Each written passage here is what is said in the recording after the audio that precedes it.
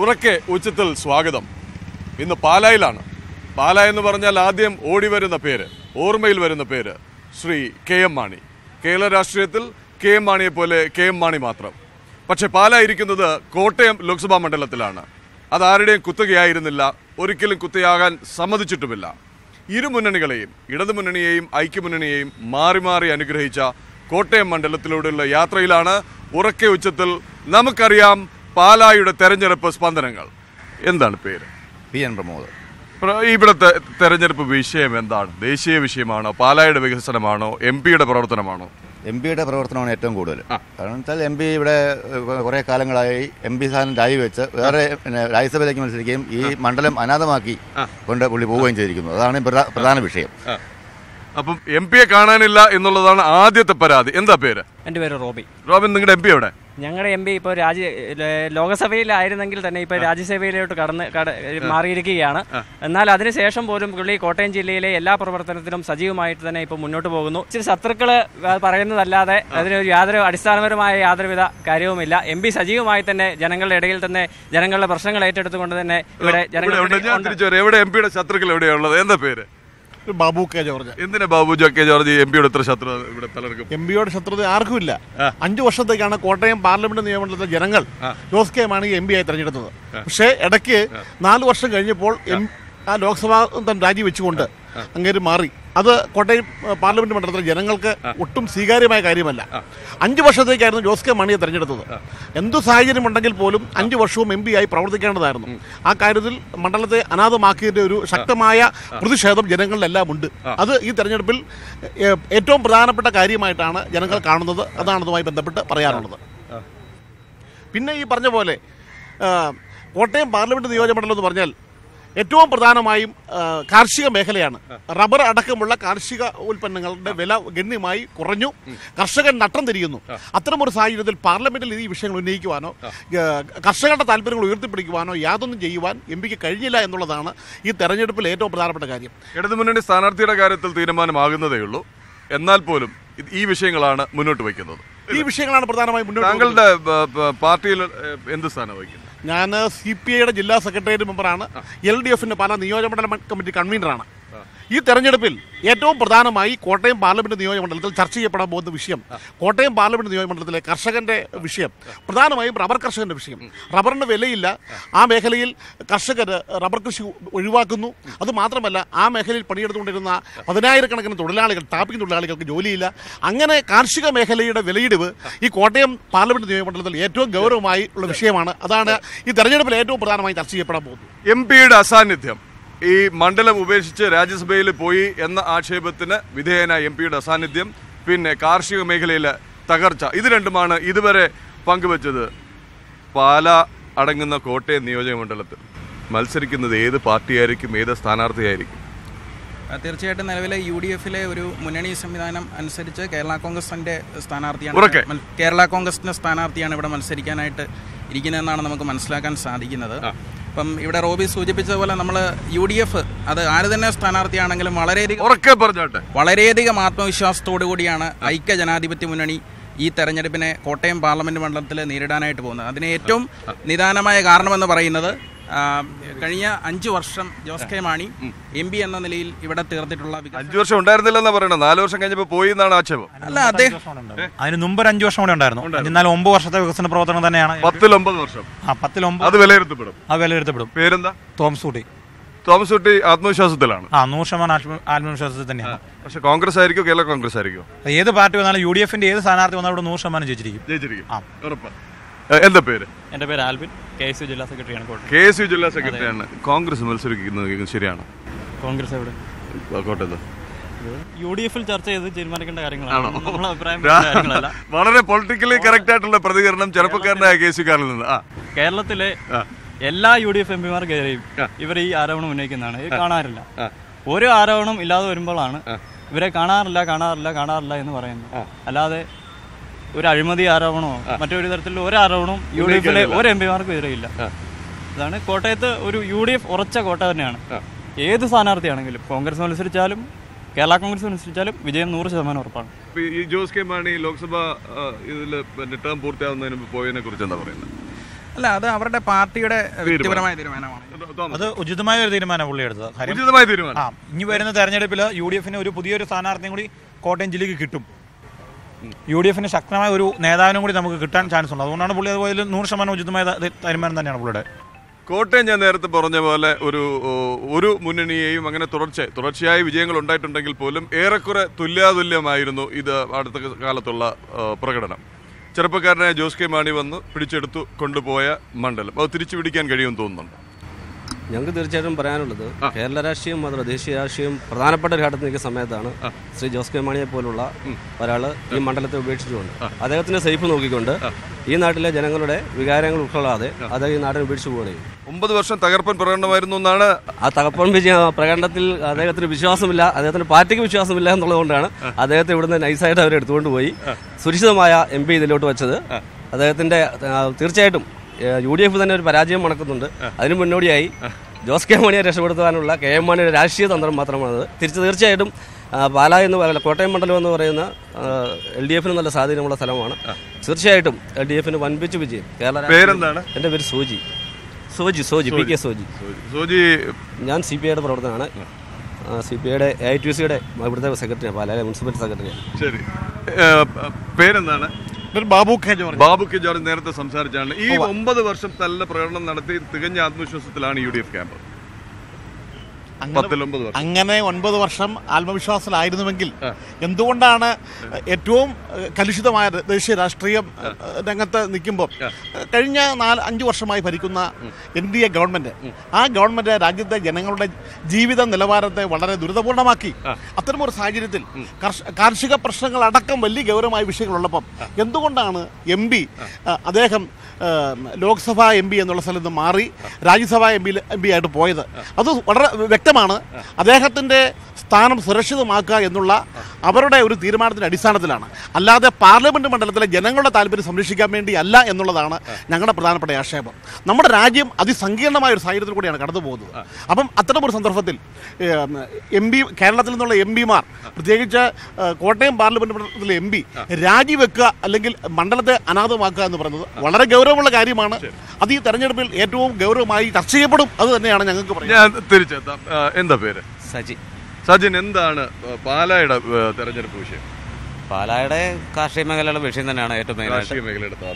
കാർഷിക മേഖലയുടെ തകർച്ചയിൽ നിലവിലുണ്ടായിരുന്ന MP ഉചിതമായ നടപടികളൊന്നും സ്വീകരിച്ചിട്ടില്ല എന്നതിലുപരി MP സ്ഥാനം രാജിവെച്ച് രാജ്യസഭയിലേക്ക് പോവുകയും ഈ മണ്ഡലത്തെ അനാഥമാക്കുകയും ചെയ്തിരിക്കുകയാണ്.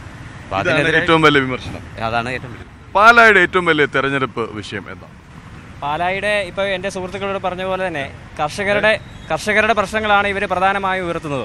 എന്നാൽ ഇന്ന് ശ്രീ രാഹുൽ ഗാന്ധിയുടെ നേതൃത്വത്തിൽ ഞങ്ങൾ തെരഞ്ഞെടുപ്പിനെ നേരിടുവാൻ വേണ്ടി പോകുമ്പോൾ ഇവിടെ കർഷകരുടെ കടങ്ങളാണ് നൂറുകണക്കിന് ആൾക്കാർ രാജ്യത്ത് മരണപ്പെടുന്ന ഈ അവസരത്തിൽ രാഹുൽ ഗാന്ധി തന്നെ പറഞ്ഞിരിക്കുന്നത് ഇവിടെ ഞങ്ങൾ അധികാരത്തിൽ വന്നാൽ തീർച്ചയായിട്ടും കർഷകരുടെ കടങ്ങൾ പൂർണ്ണമായിട്ടും എഴുതി തള്ളുമെന്ന് പ്രഖ്യാപിച്ചുകൊണ്ടാണ് ഞങ്ങൾ ഈ ഇലക്ഷനെ പ്രധാനമായും നേരിടുവാൻ വേണ്ടി കടന്നു വരുന്നത്. അത് തന്നെയാണ് പാലയിലും പ്രസക്തം. അതും പ്രധാനമായും ജനങ്ങൾ ദേശീയ രാഷ്ട്രീയത്തിന്റെ രാഹുൽ ഗാന്ധി എന്ന മുഖത്തെ അദ്ദേഹത്തിന്റെ വാക്കുകളെ ഇവിടുത്തെ ജനങ്ങൾ തിരിച്ചറിയുന്നുണ്ട്. അതുപോലെ തന്നെ കർഷകരുടെ പ്രശ്നങ്ങൾ മാത്രം പറയുന്നതല്ല ഇവിടെ ഒരു രാഷ്ട്രീയം. കാരണം ഇവിടുത്തെ വഴികൾ, ഇവിടുത്തെ പാലായിലെ വർഷങ്ങളായി ഇവിടെ ഉണ്ടായിരുന്ന ഗതാഗത തടസ്സങ്ങൾ മാറ്റുവാൻ വേണ്ടി ഇവിടെ ഒരു ബൈപ്പാസ് പൂർണ്ണമായിട്ടും സഞ്ചാരയോഗ്യമാക്കാൻ സാധിച്ചത് ഈ കാലഘട്ടങ്ങളിലൊക്കെയാണ്. അപ്പോൾ അങ്ങനെ വഴിയുടെ കാര്യങ്ങൾ, അതുപോലെ തന്നെ യുവജനങ്ങളുടെ പ്രശ്നങ്ങൾ, വിദ്യാർത്ഥികളുടെ പ്രശ്നങ്ങൾ, അങ്ങനെ എല്ലാ തരത്തിലുള്ള പ്രശ്നങ്ങൾ ഏറ്റെടുത്തുകൊണ്ട് ഞങ്ങൾ കോൺഗ്രസ് ഈ തെരഞ്ഞെടുപ്പിനെ നേരിടുവാൻ വേണ്ടി പോവുകയാണ്. ഇതിനിടയിലെ ഒരു വലിയ ചർച്ചയും പ്രത്യക്ഷമായും പരോക്ഷമായും വരുന്ന ഒരു സംഗതി PJ ജോസഫ് സീറ്റ് ആവശ്യപ്പെട്ടു എന്നുള്ളതാണ്. അത് വീണ്ടും കലുഷിതമാക്കില്ലേ പാർട്ടിക്കുള്ളിലും മുന്നണിക്കുള്ളിലും? മുന്നണിക്കുള്ളിൽ എന്ന് പറയുമ്പോൾ അത് കേരള കോൺഗ്രസിന്റെ അകത്ത് അതൊരു പ്രശ്നമുണ്ടെന്നുള്ളത് ശരിയാണെങ്കിലും ഇത് ഒരു മുന്നണി സംവിധാനത്തിലോട്ട് കടന്നു വരുമ്പോൾ അതൊരു ചർച്ച ചെയ്ത് അതൊരു തീരുമാനം ഉണ്ടാക്കുന്നത് തന്നെയാണ് ഞങ്ങളുടെ ഒരു പ്രതീക്ഷ. ഞങ്ങൾ യൂത്ത് കോൺഗ്രസിന്റെ ആൾക്കാരാണ്. പക്ഷേ ഒരു കേരള കോൺഗ്രസിന്റെ അവരുടെ ഒരു പ്രശ്നത്തിൽ ഞങ്ങൾ അഭിപ്രായം പറയുന്നത് ശരിയല്ല. അവർക്ക് അർഹതപ്പെട്ട സ്ഥാനം UDF സംവിധാനത്തിൽ കൊടുക്കുമെന്നുള്ളൊരു കാര്യത്തിൽ സംശയമില്ല. ഇവിടെ നമ്മുടെ ഉമ്മൻചാണ്ടി സാർ മത്സരിക്കണമെന്നെല്ലാം ഉള്ളത് ഒരു കോൺഗ്രസിന്റെ പൊതുവികാരമാണ്. അപ്പോൾ അങ്ങനെ ഒരു സാഹചര്യത്തിലോട്ട് കോട്ടയം കടന്നു വരികയാണെങ്കിൽ ഇടുക്കിയും കോട്ടയം വെച്ച് മാറുന്ന തരത്തിലുള്ള തീരുമാനം ഉണ്ടാകുമെന്ന് ഞങ്ങൾ കണക്കാക്കുന്നുണ്ട്. അതെല്ലാം ഇവിടെ UDFന് എന്ത് തീരുമാനം വന്നാലും അത് UDFന്റെ അകത്ത് ഒരു പ്രശ്നങ്ങൾ ഉണ്ടാകില്ല, ഒറ്റക്കെട്ടായി ഈ തെരഞ്ഞെടുപ്പിനെ നേരിടുമെന്ന് മാത്രമാണ് ഞങ്ങൾക്ക് പറയാനുള്ളത്. കേരള കോൺഗ്രസിനുള്ളിൽ പ്രശ്നങ്ങളുണ്ട് എന്ന് സമ്മതിക്കുന്നു. ഒരുപക്ഷെ കോട്ടയം സീറ്റ് ഏറ്റെടുക്കുകയും അവിടെ ശ്രീ ഉമ്മൻചാണ്ടി തന്നെ മത്സരത്തിനിറങ്ങുകയും ചെയ്യും. ആ സാധ്യത തള്ളിക്കളയുന്നില്ല. കോട്ടയം ഇടുക്കിയും വെച്ചുമാറാനുള്ള സാധ്യതയും തള്ളിക്കളയുന്നില്ല. എന്ത് തന്നെ സംഭവിച്ചാലും UDF ജയിക്കും എന്നുള്ള ശുഭപ്രതീക്ഷയാണ് മണ്ഡലത്തിലെ UDF പ്രവർത്തകർക്ക്. ഉറക്കെ ഉച്ചത്തിൽ ഒറ്റ ചോദ്യം, ഇടതുമുന്നണിക്ക് എന്തിനു വോട്ട് ചെയ്യണം ഈ വരുന്ന തെരഞ്ഞെടുപ്പിൽ? ഇടതുമുന്നണിക്ക് വോട്ട് ചെയ്യണം എന്ന് പ്രധാനമായിട്ടും പറയാൻ ദേശീയ രാഷ്ട്രീയത്തിൽ ഇടതുപക്ഷ MP-മാരുടെ സാന്നിധ്യം ഏറ്റവും കൂടുതൽ ഉണ്ടാകേണ്ടത് വളരെ അനിവാര്യമാണ്. ഒന്നാം UPA ഗവൺമെന്റ് അധികാരത്തിലിരുന്നപ്പോൾ അന്ന് 67 MP-മാർ ഇന്ത്യയിൽ ഇടതുപക്ഷത്തിനുണ്ടായിരുന്നു. ആ ഇടതുപക്ഷ ബ്ലോക്കിന്റെ സഹായത്തോടു കൂടിയാണ് അന്ന് മൻമോഹൻ സിംഗ് ഒന്നാം UPA ഗവൺമെന്റിൽ പ്രധാനമന്ത്രിയായത്. കോമൺ മിനിമം പരിപാടി നടപ്പിലാക്കുമെന്ന് പറഞ്ഞുകൊണ്ടാണ് ആ ഗവൺമെന്റ് അധികാരത്തിൽ വന്നത്. ആ ഗവൺമെന്റ് അധികാരത്തിൽ ഇരിക്കുമ്പോഴാണ് രാജ്യത്ത് വളരെ പ്രധാനപ്പെട്ട വിവരാവകാശ നിയമം, വനാവകാശ നിയമം, മഹാത്മാഗാന്ധി ദേശീയ തൊഴിലുറപ്പ് പദ്ധതി തുടങ്ങിയ പ്രധാനപ്പെട്ട കാര്യങ്ങൾ നടപ്പിലാക്കിയത്. പക്ഷേ ഒന്നാം UPA ഗവൺമെന്റ് അധികാരത്തിൽ ഇരിക്കുമ്പോൾ അമേരിക്കൻ സാമ്രാജ്യത്തുമായി കൂട്ടുകൂടിക്കൊണ്ട് ആണവ കരാർ നടപ്പിലാക്കാൻ തീരുമാനിച്ചപ്പോഴാണ് ഒന്നാം UPA ഗവൺമെന്റിനുള്ള പിന്തുണ LDF MP-മാർ പിന്തുണ പിൻവലിച്ചത്. അങ്ങനെ LDF MP-മാർ പിന്തുണ പിൻവലിച്ചപ്പോൾ പിന്നീട് നാം രാജ്യത്ത് കണ്ടത് MP-മാരെ വിലയ്ക്ക് വാങ്ങിക്കുവാൻ വേണ്ടി കോൺഗ്രസിന്റെ സാമ്പത്തിക ദല്ലാളന്മാർ ഇറങ്ങി പുറപ്പെടുന്ന കാഴ്ചയാണ് നമ്മൾ കണ്ടത്. അങ്ങനെയാണ് BSP-യുടെയും സമാജ്വാദി പാർട്ടിയുടെയും TDP-യുടെയും അടക്കം പ്രതിപക്ഷ MP-മാരെ വിലയ്ക്ക് വാങ്ങിച്ചുകൊണ്ടാണ് ഒന്നാം UPA ഗവൺമെന്റ് കാലാവധി പൂർത്തിയാക്കിയത്. അങ്ങനെ പൂർത്തിയാക്കിയ ഗവൺമെന്റ് ഒറ്റ LDF MP-മാർ പോലും അന്ന് വിലക്കെടുക്കുവാൻ ആർക്കും കഴിഞ്ഞില്ല. ഞാൻ പറയുവാൻ കാര്യം കോൺഗ്രസിന്റെ തെരഞ്ഞെടുക്കപ്പെട്ട MP-മാരെ വരെ വിലയ്ക്ക് വാങ്ങിക്കുവാൻ സാധ്യതയുണ്ട്. അത് കഴിഞ്ഞ് കാലം ഒരുപാട് മാറിയിരിക്കുന്നു. ഇടത് കക്ഷികൾ പാർലമെന്റിൽ പ്രാതിനിധ്യം ഉറപ്പിക്കാൻ പോലും കഷ്ടപ്പെടുന്ന കാഴ്ച ഇടത് കോട്ടകളായ ബംഗാൾ അടക്കമുള്ളിടത്ത് തകർന്നടിഞ്ഞു. ഇന്ന് CPM-നോ ഇടതുമുന്നണിക്കോ വോട്ട് ചെയ്തതുകൊണ്ട് കേന്ദ്രത്തിൽ എന്ത് പ്രസക്തി, എന്ത് ഫലം? അത് പറയാം. അതായത് തെരഞ്ഞെടുപ്പിൽ മത്സരിക്കുന്ന ഇടതുപക്ഷ MP-മാരെ വിലയ്ക്ക് വാങ്ങിക്കുവാൻ ആർക്കും കഴിയത്തില്ല. അതുകൊണ്ട് മാത്രമാണ് അല്ല, ഈ അടുത്ത കാലത്ത് നടന്ന തെരഞ്ഞെടുപ്പിൽ നമ്മൾ കണ്ടതാണ്. ഗോവയിലും മണിപ്പൂരിലും അടക്കം ഏറ്റവും വലിയ ഒറ്റക്കക്ഷിയായി കോൺഗ്രസ് ഏറ്റവും വലിയ ഒറ്റക്കക്ഷിയായിട്ട് വന്നു. ഭരിക്കാൻ പറ്റിയില്ല. കോൺഗ്രസിന്റെ MLA-മാരെ BJP-യുടെ സാമ്പത്തിക ദല്ലാളന്മാർ വിലയ്ക്ക് വാങ്ങിച്ചു. നാം ഈ അടുത്ത കാലത്ത് കണ്ടതാണ്, കർണാടകത്തിൽ കണ്ടതാണ്. കർണാടകത്തിൽ അവിടെ തെരഞ്ഞെടുപ്പ് നടന്നു. തെരഞ്ഞെടുപ്പിലൂടെ അവിടെ ഒരു കക്ഷിക്കും ഭൂരിപക്ഷം കിട്ടിയില്ല. ജനതാദളിന്റെ കുമാരസ്വാമി അവിടെ മുഖ്യമന്ത്രിയായി കോൺഗ്രസ് പിന്തുണയോട്. പക്ഷേ കോൺഗ്രസിന്റെ MLA-മാരെ BJP-ക്കാർ വിലയ്ക്ക് വാങ്ങിക്കുന്നു. കോൺഗ്രസിന്റെ MLA-മാരെ കാണുവാനില്ല. അതുകൊണ്ട് ഞങ്ങൾക്ക് പറയുവാനുള്ളത്, കേരളത്തിലടക്കം UDF-ന് MP-മാർ ജയിച്ചു വന്നാൽ അവർ ഒരിക്കലും കോൺഗ്രസിന്റെ MP-മാരായോ അല്ലെ UPA-യുടെ MP-മാരായിട്ടോ കാണണമെന്നില്ല. അവരെ BJP വിലക്കെടുക്കും. അത്തരം ഒരു രാഷ്ട്രീയ സാഹചര്യം ഇന്ത്യയിലുണ്ട്. അതുകൊണ്ട് നിർബന്ധമായും ഇന്ത്യൻ പാർലമെന്റിൽ ഇടതുപക്ഷ MP-മാരുടെ സാന്നിധ്യം ഉണ്ടാകേണ്ടത് വളരെ ആവശ്യമാണ്. സുരേഷ് കുറുപ്പിന്റെ ഉജ്ജ്വല വിജയമാണ് ഇവിടുത്തെ ഇടതുമുന്നണിയുടെ മനസ്സിൽ. എന്തിന് വോട്ട് ചെയ്യണം ഇടതുമുന്നണിക്ക്? ഒറ്റ ചോദ്യം. തീർച്ചയായിട്ടും ചൂണ്ടിക്കാണിച്ച പോലെ തന്നെ കേന്ദ്ര ഗവൺമെന്റിന്റെ തെറ്റായ നയങ്ങൾ, വർഗീയത, ഫാസിസ്റ്റ് ശക്തികൾക്കെതിരായ ഒരു പോരാട്ടം നടത്തണമെങ്കിൽ തീർച്ചയായും കോൺഗ്രസ് അവിടെ ഉണ്ടെങ്കിൽ പോലും, മുഖ്യ പ്രതിപക്ഷം അല്ലെങ്കിൽ പോലും ഒരു പ്രതിപക്ഷമെന്ന് അവകാശപ്പെട്ട് കേന്ദ്രത്തിലിരിക്കുന്ന കോൺഗ്രസ്സുകാർക്ക് അതിനെ നേരിടുന്നതിൽ വളരെ പരാജയപ്പെട്ടു പോയി എന്ന് ഈ ഇന്ത്യയുടെ മണ്ണ് കാണുകയാണ്. പക്ഷെ ബംഗാളിലെ ചിത്രം വേറെയാണെന്നല്ലേ വരുന്ന വാർത്തകൾ? എങ്ങനെ CPM-ഉം കോൺഗ്രസ് ഏറെക്കുറെ ധാരണയിൽ നീങ്ങുകയാണെന്ന് വരാൻ നാം കാണേണ്ട കാര്യങ്ങളാണ്. എന്തിനു വോട്ട് ചെയ്യണം ഇടതുമുന്നണിക്ക്? ഈ കേരളത്തിലെ അവസ്ഥ നോക്കുവാണെങ്കിൽ കഴിഞ്ഞ കാലത്തെ LDF-ന്റെ ഭരണ നേട്ടങ്ങൾ അതൊരു മുഖ്യമാണ്. കാരണം കേരളം കണ്ടതിൽ ഏറ്റവും വലിയ പ്രളയം സംഭവിച്ചതിന് ശേഷം ആ പ്രളയത്തിന് നവകേരളം സൃഷ്ടിക്കായി ചെയ്ത പ്രവർത്തനങ്ങൾ അതെല്ലാം മുന്നോട്ട് കൊണ്ടുപോകണമെങ്കിൽ ഇവിടെ ഇടതുപക്ഷം ജയിച്ചു വരേണ്ട ആവശ്യം ഉണ്ട് ഈ കേരളത്തിൽ. അത് തന്നെ ഇപ്പം ഇവിടെ സൂചിപ്പിച്ച പോലെ തന്നെ വർഗീയതയ്ക്കെതിരെ കേരളത്തിൽ BJP-യെ പുറത്താക്കാൻ വേണ്ടി പിന്നെ ഇത് തെരഞ്ഞെടുപ്പിന് ശേഷം നിങ്ങളിപ്പം പറയുന്ന പോലെ പല കൂട്ടായ്മയും ചിലപ്പോൾ ഉണ്ടായിരിക്കും. അത് ഇടതുപക്ഷത്തിൻ്റെ ആവശ്യം സഖാവ് ബാബുക്കെ ജോർജ് സൂചിപ്പിച്ച പോലെ കേരളത്തിൽ MP-മാരുടെ ആവശ്യം ഉണ്ടാകണം. അതാണ് ഇവിടുത്തെ ഇടതുപക്ഷത്തിന് നിർണായക സ്വാധീനമുള്ള ഭരണം വേണം എന്നുള്ള പ്രതീക്ഷയും ആഗ്രഹമാണ്. ജോസ് കെ മാണിയാണ് MP ഫണ്ട് ഏറ്റവും കൂടുതൽ ചെലവഴിച്ചത് എന്നുള്ള കൃത്യമായ ഒരു അവകാശവാദം അവർ ഉന്നയിക്കുന്നുണ്ട്. വളരെ ഫലപ്രദമായി ഉപയോഗിച്ചു. അത് ഉപയോഗിക്കുന്നു പറയുമ്പോൾ നമുക്ക് കാണാൻ കഴിയും നാട്ടിലെ സാധാരണക്കാരന് ജീവിതത്തിന്റെ നിലവാരത്തിന് എന്തെങ്കിലും പുരോഗതിയായ ബന്ധപ്പെട്ട കാര്യങ്ങൾ നാം കാണുന്നില്ല. കഷ്ടകാല കാര്യങ്ങൾ അപ്പം UDF-ന്റെ സുഹൃത്ത് പറയുന്നത് കേട്ടു, വിദ്യാർത്ഥികൾക്ക് യുവാക്കൾക്ക് എന്ത് ചെയ്തു എന്നാണ് പറയുന്നത്. ഇപ്പോൾ കേരളം ഭരിച്ചുകൊണ്ടിരിക്കുന്ന സർക്കാരിൽ വിദ്യാർത്ഥികൾക്ക് യുവാക്കൾക്ക് ചെയ്യുന്ന കാര്യങ്ങൾ നമ്മുടെ കൺമുന്നിൽ പച്ചയായി നിൽക്കുക. ഇവർ ഭരിക്കുമ്പോൾ കുറേ കോർപ്പറേറ്റുകൾക്ക് വേണ്ടിയും അവരുടെ കുറച്ച് സ്വന്തക്കാർക്ക് വേണ്ടിയും അവരുടെ കുറച്ച് സഹായിക്കാൻ വേണ്ടിയുള്ള നയങ്ങൾ മാത്രം നടപ്പാക്കുന്നവരാണ്. ജയിച്ചു പോയി കഴിഞ്ഞാൽ നാട്ടിലെ ജനങ്ങളുടെ അവൻ്റേതായ ജീവിത വിഷയങ്ങളെ യാഥാർത്ഥ്യങ്ങളെ തെല്ലും തിരിഞ്ഞു നോക്കാത്ത ഒരു MP ആയിരുന്നു എന്നുള്ളൊരു യാതൊരു സംശയവും വേണ്ട. ആ ഭയപ്പാടൊക്കെ തന്നെയാണ് ജോസ് കെ മാണിയെ ഇവിടുന്ന് എത്രയും വേഗം മാറ്റുവാനുള്ള UDFിൻ്റെ തീരുമാനം എന്ന് പറയുന്നത്. യാതൊരു സംശയവും ഞങ്ങൾക്ക് LDFകാർക്കില്ല. ഞങ്ങളുടെ സ്ഥാനാർത്ഥി ആരായിരുന്നാലും വൻപിച്ച ഭൂരിപക്ഷത്തോടെ കേരള രാഷ്ട്രീയം ഉപയോഗിച്ചുകൊണ്ട് തന്നെ കേന്ദ്രത്തിന് ഇതായി പറഞ്ഞുകൊണ്ട് തന്നെ കേരളത്തിൽ നിന്നുള്ള 20 MP വരെ ജയിച്ചു വരേണ്ടത് ഇന്ത്യക്ക് അത്യാവശ്യകരമാണ്. MP ഫണ്ട് ചെലവഴിച്ചു എന്നുള്ള അവകാശവാദം സമ്മതിക്കുമ്പോൾ തന്നെ അത് വേണ്ടപ്പെട്ടവർക്കും ചില കോർപ്പറേറ്റുകൾക്കും വേണ്ടിയിട്ടാണ് ചെലവഴിച്ചതെന്നുള്ളതാണ് ശക്തമായ ആക്ഷേപം. അതുകൊണ്ട് തന്നെ ഈ അപകടം മണത്താണ് ഇവിടുന്ന് അദ്ദേഹത്തെ രക്ഷപ്പെടുത്തിയതെന്നും പറയുന്നു. ഇത് കോർപ്പറേറ്റുകൾക്ക് വേണ്ടി മാത്രമാണ് ഈ MP ഈ ഭരണം നടത്തിയിരുന്നത് എന്ന് പറയുന്നത് തന്നെ ഒരു ബാലിശമായ ഒരു കാര്യമാണ്. കാരണം എൻ്റെ സുഹൃത്ത് നേരത്തെ പറഞ്ഞു, ഇവിടെ LDFിൻ്റെ MP മാരെ വിജയിപ്പിച്ചാൽ മാത്രമേ അവർ കാലുമാറി പോകാതിരിക്കുകയുള്ളൂ, അവരെ ചാക്കിട്ട് പിടിക്കാതിരിക്കൂ എന്നുള്ളത്. അത് കോൺഗ്രസിന് ഒറ്റപ്പെട്ട 1-2 സംഭവങ്ങൾ കർണാടക രാഷ്ട്രീയത്തിൽ ഉണ്ടായിരുന്നത് ശരി തന്നെ. എങ്കിലും മധ്യപ്രദേശ് ഉൾപ്പെടെയുള്ള പ്രദേശങ്ങൾ, രാജസ്ഥാൻ ഉൾപ്പെടെയുള്ള പ്രദേശങ്ങളിൽ വലിയ രാഷ്ട്രീയ പ്രതിസന്ധികൾ ഉണ്ടായെങ്കിലും അന്നെല്ലാം ഒരു വിധത്തിലുള്ള ഒറ്റപ്പെടലുകൾ അവിടെ ഉണ്ടായിട്ടില്ല. അവിടെ കോൺഗ്രസിന്റെ നേതൃത്വത്തിലുള്ള ഒരു ഭരണം തന്നെ അവിടെ കടന്നു വന്നിരിക്കുന്നു. അതുപോലെ തന്നെ ഇവിടെ കോൺഗ്രസ് അധികാരത്തിൽ ഞങ്ങൾ കടന്നു വരണമെന്ന് പറയുന്നതിന് പ്രധാന കാരണം ഇന്ത്യയിൽ മതേതരത്വം കാത്തുസൂക്ഷിക്കുന്ന ഏക ഒരു രാഷ്ട്രീയ പ്രസ്ഥാനം എന്ന് പറയുന്നത് ഇന്ത്യയിലെ കോൺഗ്രസ് പ്രസ്ഥാനം മാത്രമാണ്. ഇവിടുത്തെ രാജ്യത്തെ എല്ലാ നാനാ വിഭാഗത്തിൽപ്പെട്ട ജനവിഭാഗങ്ങളെയും ഒന്നുപോലെ കണ്ട്, ക്രൈസ്തവരെയും മുസ്ലിമിനെയും ഹിന്ദുവിനെയും എല്ലാം ഒന്നുപോലെ കണ്ട്, എല്ലാവരെയും ഒരു മാലയിലെ മുത്തുകളെ പോലെ കണക്കാക്കിക്കൊണ്ട് പ്രവർത്തനം നടത്തുന്നത് കോൺഗ്രസിന്റെ നേതൃത്വത്തിലുള്ള ഭരണം ഇന്ത്യ മഹാരാജ്യത്ത് വന്നെങ്കിൽ മാത്രമേ ഇവിടെ സാധിക്കുകയുള്ളൂ. അതുപോലെ തന്നെ സീതാറാം യെച്ചൂരിക്ക് ആ കാര്യം മനസ്സിലായിട്ടുണ്ട്. ആ കാര്യം മനസ്സിലാക്കാൻ സാധിക്കാത്തത് പിണറായി വിജയൻ ഉൾപ്പെടെ, കോടിയേരി ഉൾപ്പെടെയുള്ള ഇവിടുത്തെ ലോക്കൽ രാഷ്ട്രീയക്കാർ, ലോക്കൽ CPMകാർക്ക് മാത്രമേ അത് മനസ്സിലാക്കാൻ സാധിക്കാതിരുന്നുള്ളൂ. ഞാൻ വരാം. ദേശീയ നേതൃത്വത്തിന് സീതാറാം യെച്ചൂരിക്ക് മനസ്സിലായത് എന്താ ഇവിടുത്തെ നേതാക്കൾക്ക് മനസ്സിലാകാത്തത്?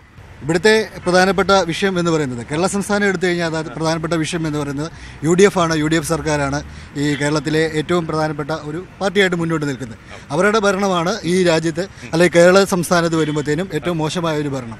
നമുക്കറിയാം, കഴിഞ്ഞ ഉമ്മൻചാണ്ടി സർക്കാരിൻ്റെ കാലത്ത് എന്തെല്ലാം ചെയ്തികളാണ് കാട്ടിക്കൂട്ടിക്കുക. അതിൽ നിന്ന് മാറ്റം വരുത്തി ഇടതുപക്ഷ ജനാധിപത്യ മുന്നണി സർക്കാർ അധികാരത്തിലൊരു ഉപകാരപ്രദമായ സംഭവവികാസങ്ങൾ നടത്തിക്കൊണ്ടിരിക്കുന്നു. ഭരണപരിഷ്കാരങ്ങൾ ഓരോന്നും നടപ്പിലാക്കിക്കൊണ്ടിരിക്കുന്നു. ആ സമയത്ത് ദേശീയ രാഷ്ട്രീയത്തിൽ വരുമ്പം കേരള രാഷ്ട്രീയം തമ്മിൽ വരുമ്പം ഇവിടുത്തെ പ്രധാനപ്പെട്ട വിഷയം എന്ന് പറയുന്നത് UDF ആണ് പ്രധാനപ്പെട്ട. പ്രതീക്ഷ തന്നെയാണ്. ഈ സീതാറാം യെച്ചൂരിയും സുധാകർ റെഡ്ഡി എന്നും പറയുന്നത് ഇവിടെയുള്ളവർക്ക് മനസ്സിലാകുന്നില്ലെന്നാണ് ആക്ഷേപം. സീതാറാം യെച്ചൂരി പറയുന്ന കാര്യങ്ങളും സുധാകർ റെഡ്ഡി പറയുന്ന കാര്യങ്ങളും എല്ലാം മനസ്സിലാകുന്നുണ്ട്. അവർ പറയുന്നത് ശരിയായ രാഷ്ട്രീയമാണ്.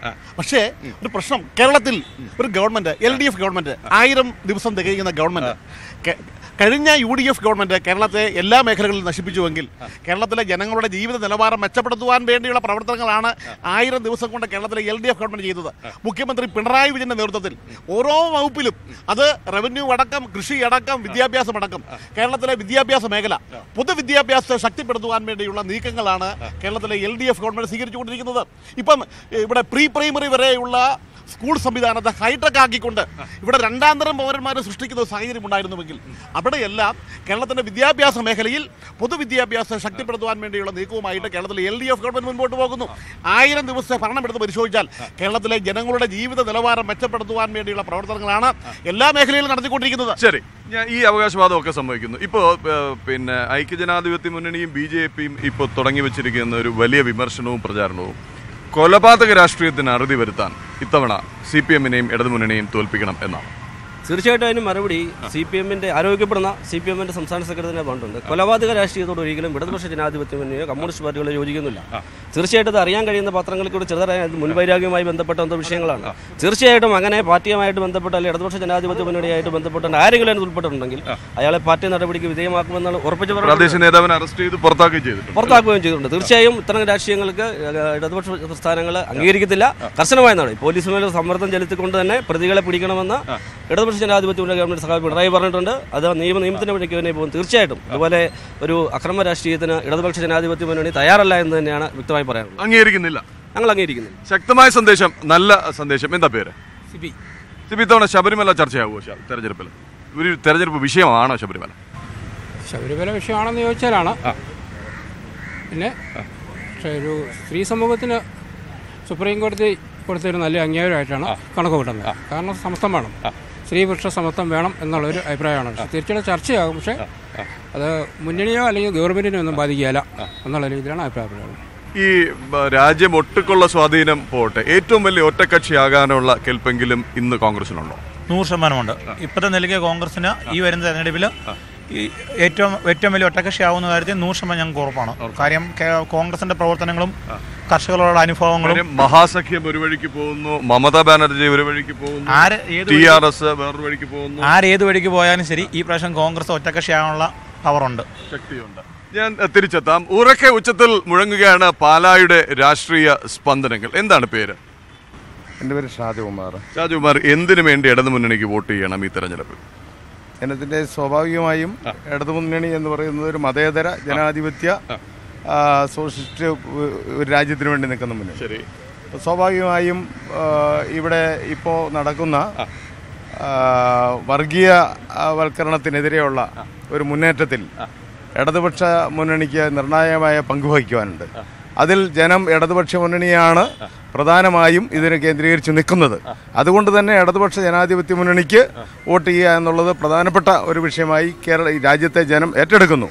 സ്വാഭാവികമായും തൊഴിലാളി വർഗത്തിനും ഏറ്റവും കൂടുതൽ 132 കോടി ജനത അധിവസിക്കുന്ന ഇന്ത്യയിൽ ഇപ്പോൾ ഏതാണ്ട് 80% ദരിദ്രത്തിലും ദാരിദ്ര്യത്തിലുമൊക്കെ കഴിയുന്ന ആളുകളാണ് കൃഷിക്കാരടക്കമുള്ള ആളുകൾ. അവരുടെ ഒരു പ്രതീക്ഷ എന്ന് പറയുന്നത് ഇപ്പോൾ ഈ രാജ്യത്തെ ഇടതുപക്ഷം തന്നെ വളർന്നു വരണമെന്നുള്ള ഒരു ചിന്തയിലാണ് അവർ നിൽക്കുന്നത്. അതാണ് ഈ കഴിഞ്ഞ കാലങ്ങളിലൊക്കെ വന്ന പ്രക്ഷോഭങ്ങളിൽ കണ്ടുവരുന്നത്. അതുകൊണ്ട് തന്നെ ഇടതുപക്ഷ ജനാധിപത്യ മുന്നണിക്ക് നിർണായകമായ ഒരു സ്വാധീനം ഇന്ത്യൻ രാഷ്ട്രീയത്തിൽ ചെലുത്തുവാൻ കഴിയുന്ന ഒരു സാഹചര്യമാണ് ഇന്ന് രാജ്യത്തുള്ളത്.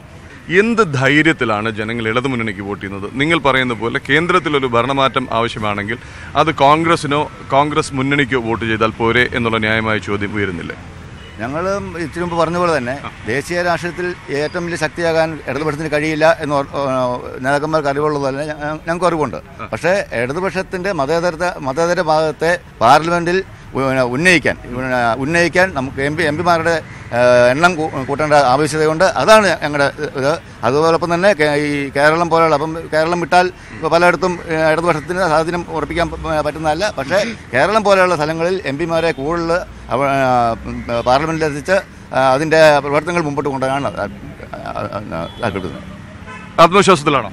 തികഞ്ഞ ആത്മവിശ്വാസത്തിനെയാണ് ഞങ്ങൾ ഈ തെരഞ്ഞെടുപ്പിനെ ഏറ്റവും വലിയ ഒറ്റകക്ഷിയെങ്കിലും ആവുമോ? ഏറ്റവും വലിയ ഒറ്റകക്ഷിയാകും. മഹാസഖ്യം കൂടെ കൂട്ടിയിട്ടില്ല, പല മുന്നണികളുണ്ട്. ഇല്ലില്ല, അത് കോൺഗ്രസിന്റെ ഇപ്പോഴത്തെ നമ്മുടെ പ്രിയങ്കരിയായ പ്രിയങ്ക ഗാന്ധിയുടെ വരവോടുകൂടി UP ഉൾപ്പെടെയുള്ള പ്രദേശങ്ങളിൽ ഞങ്ങളുമായി സഖ്യം കൂടാൻ വേണ്ടി രാഷ്ട്രീയ കക്ഷികൾ ഞങ്ങൾക്ക് ചർച്ചയിലേക്ക് കടന്നു വരുന്ന ഒരു കാഴ്ച നമ്മളെല്ലാവരും കണ്ടു.